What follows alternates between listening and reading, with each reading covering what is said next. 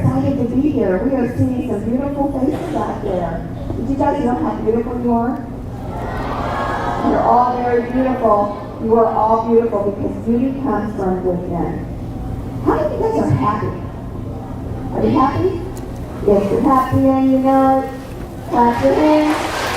If you're happy and you know it. If you're happy and you know it. If you're faithful to the show it. If you're happy and you know it. That's right. If you're happy and you know it, stomp your feet. If you're happy and you know it, stomp your feet. If you're happy and you know it, then your face will turn the show. If you're happy and you know it, stomp your feet. Give you guys a round of applause for participation. We're going to talk about choices today. And choices are on you and you alone. Did you know that? You make your own choices. And our speaker is going to talk about that today. Because you have the ability to have a great future. You, every single one of you, all of you, are my future. Did you know that? Because you're going to be taking care of me when I'm old. I'm probably already old, what you guys are thinking, right? But you are the future. You're going to become our future leaders. You're going to become greatness. You're already great. And you already have those gifts inside of you. But you're going to become greatness. So I'm going to bring out Mr. Tony Prince. Mr. Prince, can you come on out? Give him a round of applause. How many of you guys play sports? Do you get trophies when you play sports? Yeah! You accomplish something, right? Did you know that he has an award from the President of the United States? What is that award? The Presidential Lifetime Achievement Award. What does that mean? That award was given to me for recognition for the work that I've done in helping the community. Helping the community. He's got so much to share with you guys, and I want you to really pay attention. Because what he's got to say is going to help you become those eagles. All right? Give it up for Mr. Prince. Thank you so much. I am super excited to be here today because I get a chance to pour into each and every one of you. And like Brenda said, you are our future. Yes, you are. Our doctors, our lawyers, our firemen, our policemen, our future teachers, that's who's sitting in this room right now.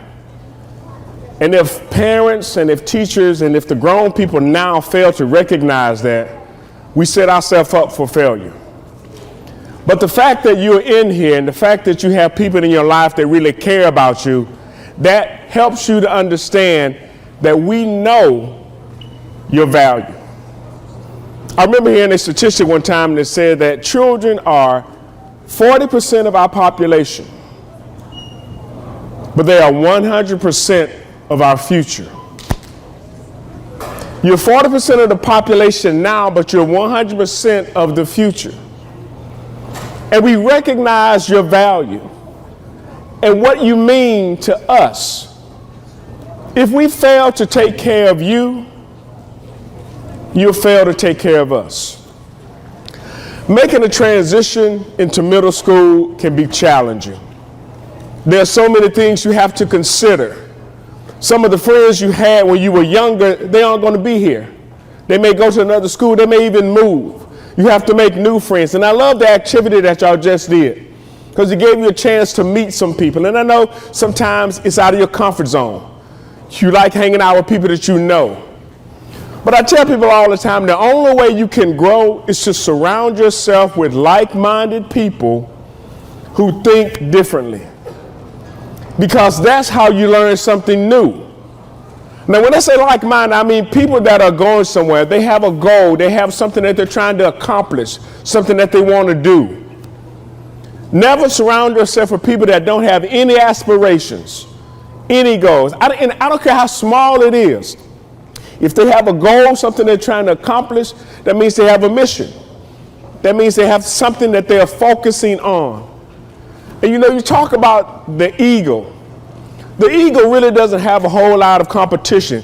There aren't any predators for eagles. because they're at the top of the flying food chain. Now, there are other birds that tend to irritate them, like the crows. They will actually get on their back and pick at them, but the eagle doesn't stop and turn around to fight the crow. What the eagle does is just takes off flying. It flies, and it flies high. The problem is the crow can't survive at that altitude, and what happens? It falls off. And that's what you need to do. When you're going after your goals and your dreams, and you have somebody in your life that's picking at you, that's trying to stop you, that's trying to be a hindrance, you just keep soaring. You don't spend a whole lot of time fighting them. You don't spend a whole lot of time dealing with them, but keep going after your goals and your dreams. No one, if they would have told me when I was a child that I would be speaking around the world, I would have laughed them under the table. Because I had a stuttering problem. When I was little, I had a problem talking. I had a problem getting my words out.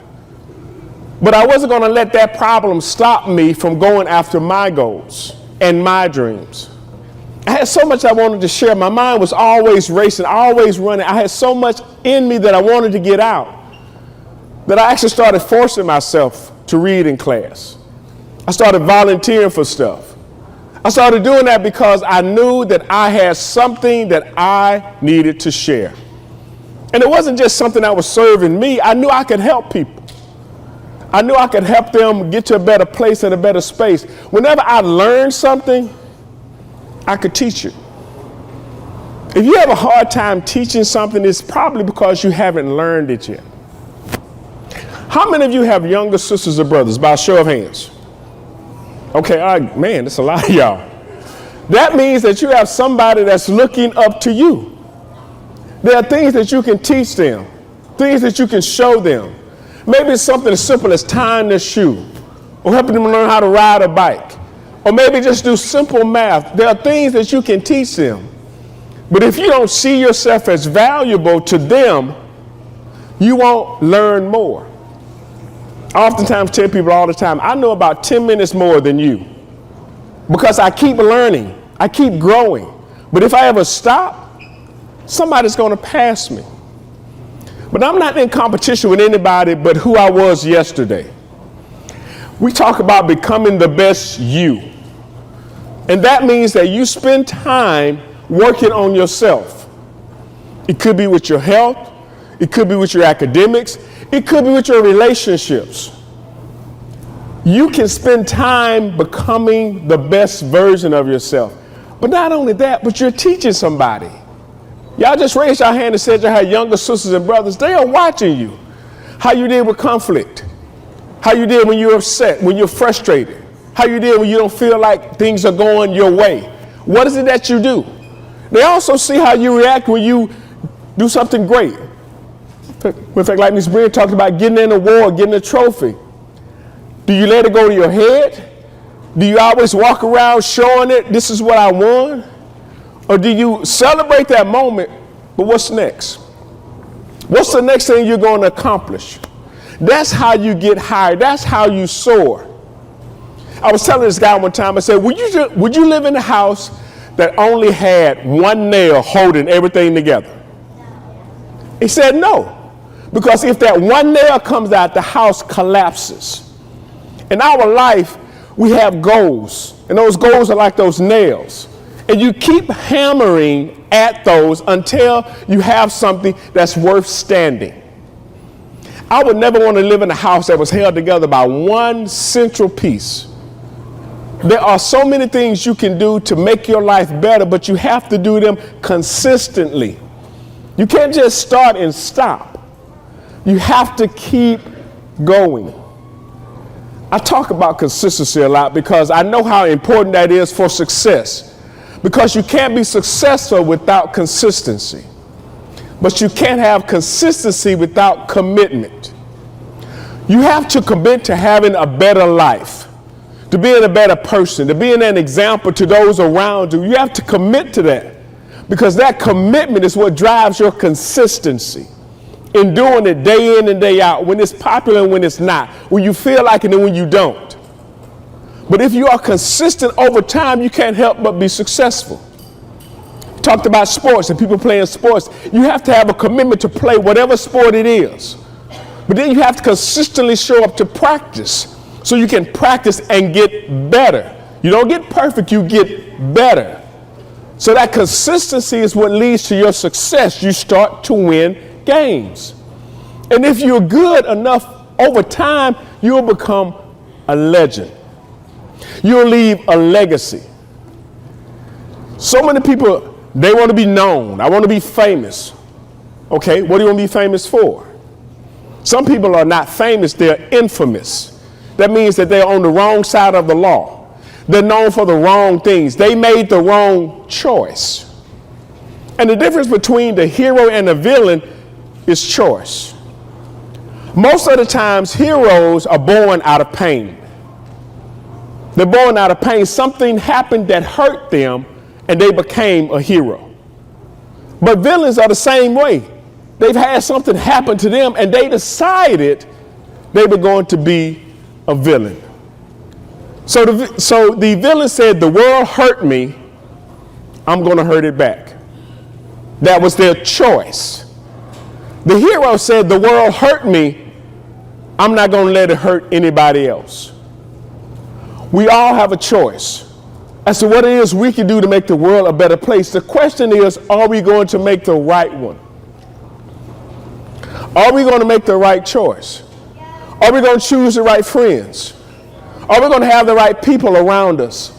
Are we going to set the right example for those, our sisters and our brothers, our nieces, our nephews, those that are younger than us?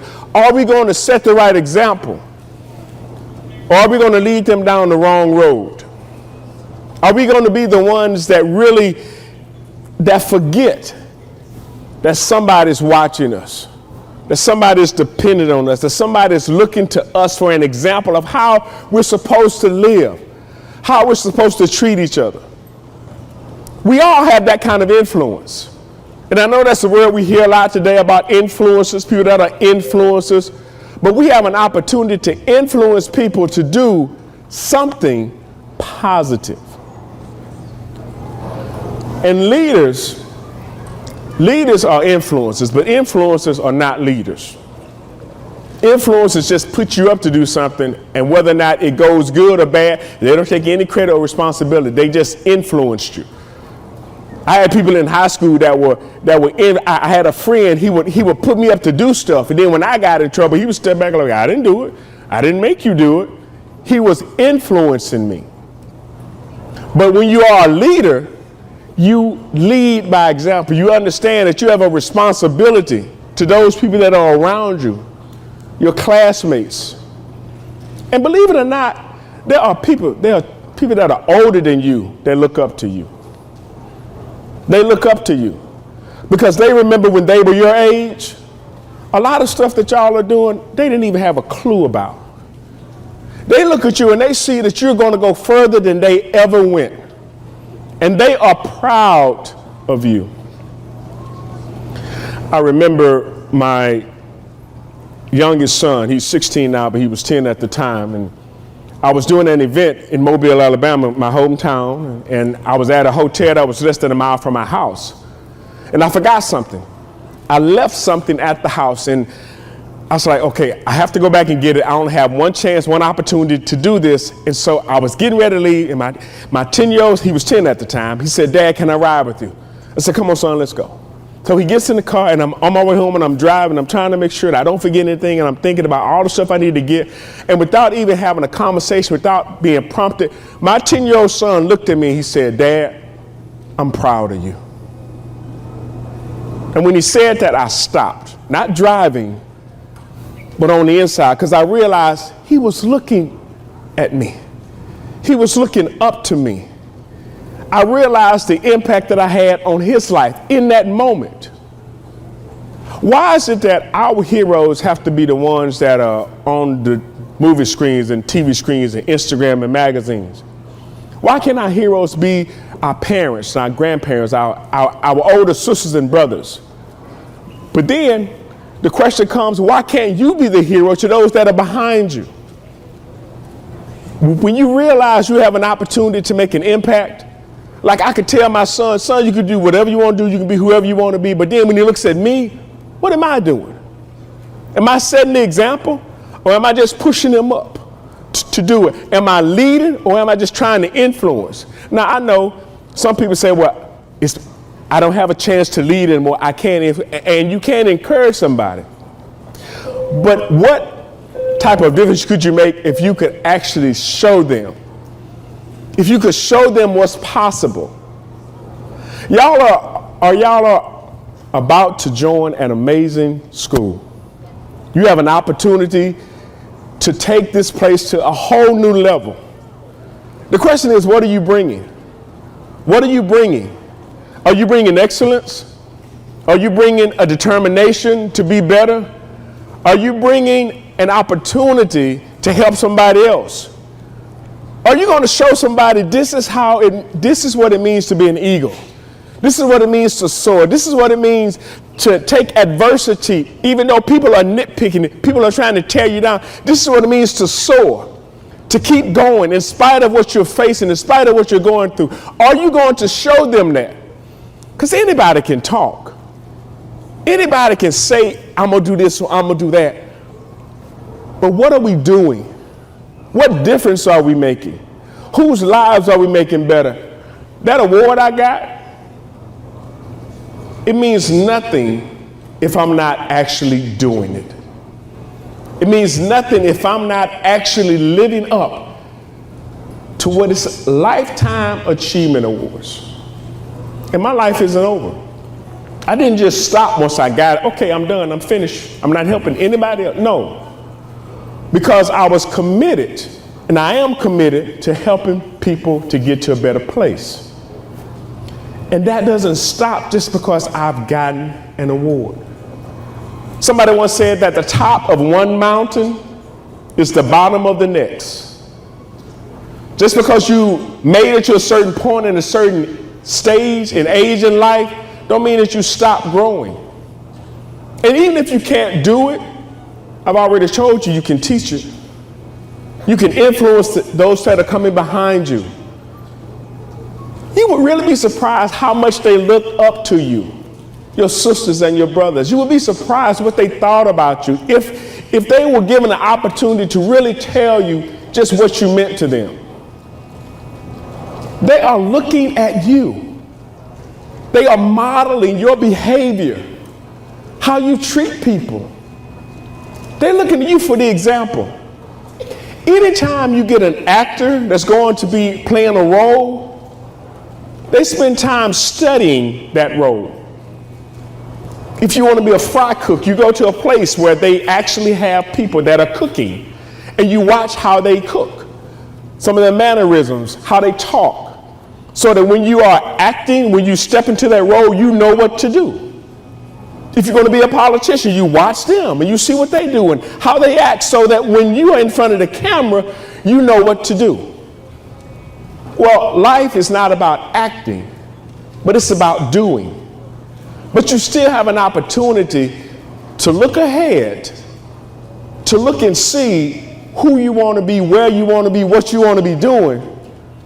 But you also have a responsibility to know that somebody is watching me. When you consider the impact that you can make, when you consider what it is that you can do, it should help you to think soberly.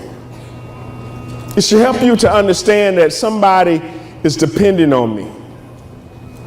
Somebody is watching me. Somebody's looking at me for encouragement. Somebody's looking at me for motivation. Somebody is trying to find their way, and I'm the only light they see. Now, I know that puts a lot of pressure on all of us. But imagine if you were the only light that they see. If you were the only person that was trying to do right. If you were the only person that was trying to help somebody else out. If you were the only person that was trying to stand up to a bully, to help somebody else. If you made the choice to be the hero. Be the hero in your own story. Be the hero in the story that you're living. Because that's what's going to make the difference in the lives of the people that are looking at you. Don't be the villain. Don't be the one that brings people down. Don't be the one that's always the problem. How many of you, by show of hands, have ever had a rock in your shoe? Anybody? It's irritating, isn't it? It's hard. It makes it difficult to walk or to run. If you were going to get some ice cream, it's hard to run to get when you have a rock in your shoe.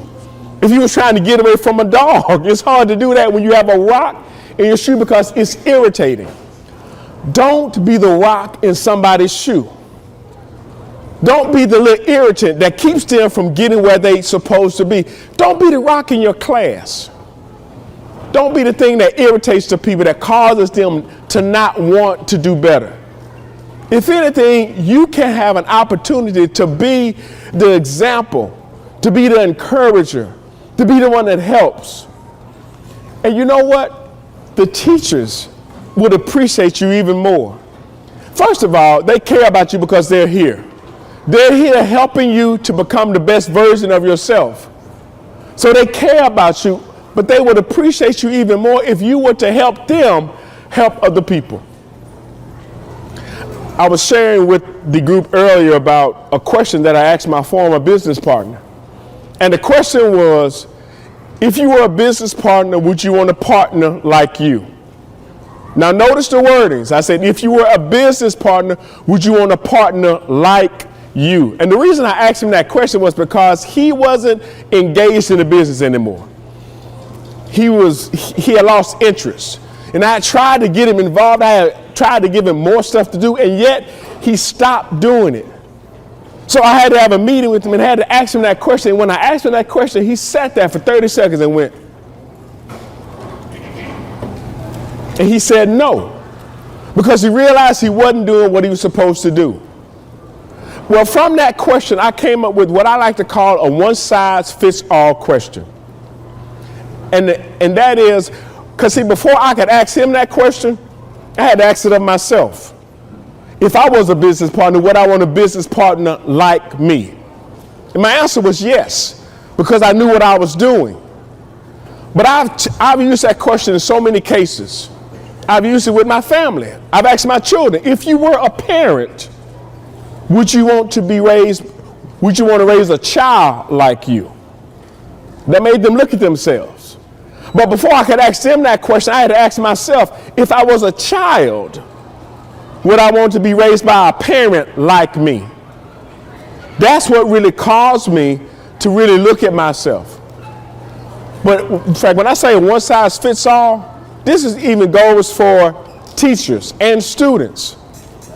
When you're in a classroom, ask yourself this question. If I was a teacher, would I want to teach a student like me? That makes you look at yourself. But see, in fact, the teachers, they need to ask themselves the question, if I was a student, would I want a teacher like me? That causes them to look at themselves as well. My point is that we all have an influence, but it starts with us. In order for us to become the best version of ourselves, we have to look at ourselves. We have to look at us. We can't put it off on other people. We can't blame other people for the things that are happening. We have choices. And we've talked about that all throughout our assemblies today, the choices that we make. And it's those choices that gets us to our destination.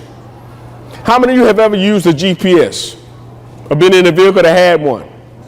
Okay, all right. So now what it does is you put in a destination, but it asks you, where are you? If you don't have your locations turned on, it says, where are you? You have to understand where you are right now versus where you want to go. And then it makes a route to get there. If you run into a problem, it will recalculate, it will reroute you. And that's what life is like. Things may not always go the way you want them to go, but you can actually change directions. You can actually change course. You can actually get to where you want to go, but you have to have a destination. Because if you don't have a destination, any road will take you there. If you're not going anywhere, any road will take you there. So you have to know where you want to go. You have to know what it is you want to do and what it is you want to accomplish. So by coming here, by coming to the school, you are setting yourself up to be eagles.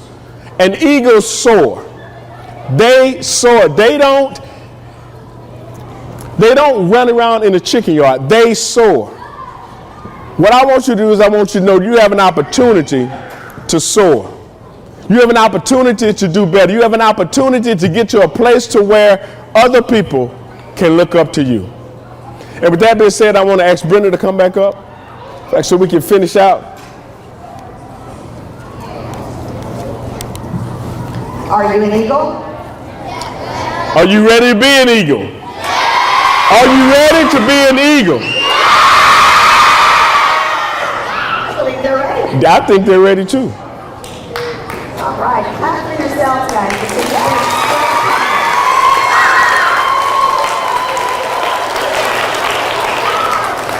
Did you guys know that Mr. Prince speaks all over the world? He doesn't speak just here in the United States. I think I mentioned that. Which means he sees many cultures.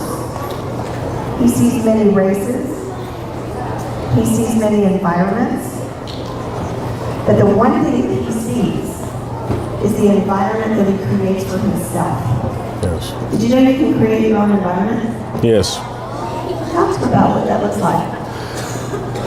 For you to create your own environment means that you, again, in fact, you have to see what's around you and how can you change it for the better. In fact, you may be in a situation where you have people that are bullying, people that are talking about, in fact, people that are down on other folks. You have a chance to change that. And you can just by your attitude and your actions. By your attitude and your actions, you can change your surroundings. Even at home, you can help your parents out. You see something that needs to be done, either you can do it or ask if you can do it. If the clothes need to be folded, you can fold them. If the floor needs to be swept, you can sweep it. If your room needs to be clean, you should clean it. And not just your room, but clean up the living room, the den. You can help out. You can change the environment. And if you do that, like I said earlier, what gets practiced gets praised. How many of you guys like it when you get praised? It's better than you being scolded, right? Yes, it is. When you're scolded, that's not fun. Do your parents ever tell you not to hang around somebody? Why do you think they do that? They want to keep you safe. They're protecting you because they love you, and that's what love does. But sometimes you don't want to. You want to go and hang out with this kid because they're fun, and they're popular, and I want to be like them. So I want to ask you this. Do you want to be like the person that your parents are telling you not to be? You really don't, do you? Because when you do that, you're becoming like that person. And when you become like that person, are you really yourself? No, you're not. You're not. So sometimes we tend to want to be somebody else, right? Or we want to be like somebody else. And it's okay to maybe be a version of that if they're on the right path, like the hero. If you want to be like that hero, that example, that's a good thing. But when you start picking up the bad habits and the bad behavior of that person or group, that's not a good thing. And when you do that, you are letting yourself, you are choosing the path that's going to lead you down a road that you don't want to go on. So, I want to talk a little bit about bullying. What do you guys think a bully is? Somebody want to answer that? You want to tell them to do that? We're going to ask you guys some questions what you think a bully is. So who wants to answer that question?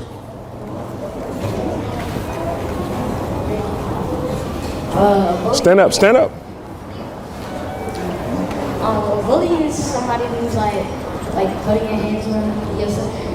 their hands on somebody and doing stuff like that they're not supposed to be doing, and like they tell people bad things. Okay. How about somebody else? That's very good. Somebody else.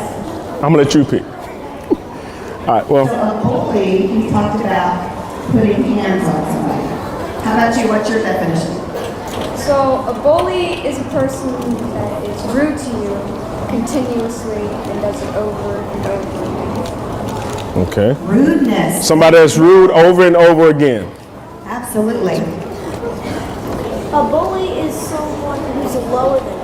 They bring right before too, most likely. They're lower than you, yes. Now, she made an incredible point that they've been bullied most likely, and so they are actually hurting other people. Okay. A bully is, it happens over and over. It's one-sided. It hurts Speak in the your mic. body, possessions, and feelings. Okay. Yes. All right. Good job. Stand up, stand up, stand up. A bully is someone who like targets one person or a group of people, like says rude stuff to them. Okay. Awesome. All right. Okay, so we only have a couple minutes left. Are you hearing a lot of this? So sorry we can't get to everybody. You know that you give the bully the power over you? You let them do that to you, so you are giving them permission.